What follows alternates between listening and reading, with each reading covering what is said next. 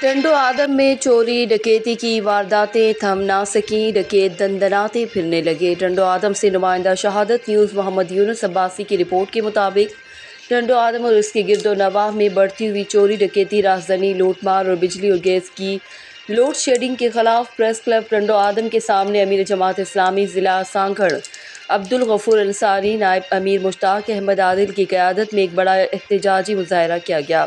مظاہرین نے ہاتھوں میں جھنڈے اور پلے کارڈز اٹھا رکھے تھے۔ اس موقع پر امیر جماعت اسلامی ضلع سانگھڑ عبدالغفور انصاری، نائب امیر مشتاق احمد عادل، مقامی امیر عبدالستار انصاری، جے آئی یوتھ سندھ کے جنرل سیکریٹری فیصل غفور اور سید عریف اللہ نے خطاب کرتے ہوئے کہا کہ ٹںڈو آدم عرصہ دراز سے بدامنی، لوٹ مار، ڈکیتی اور رازدنی کی لپیٹ میں ہے۔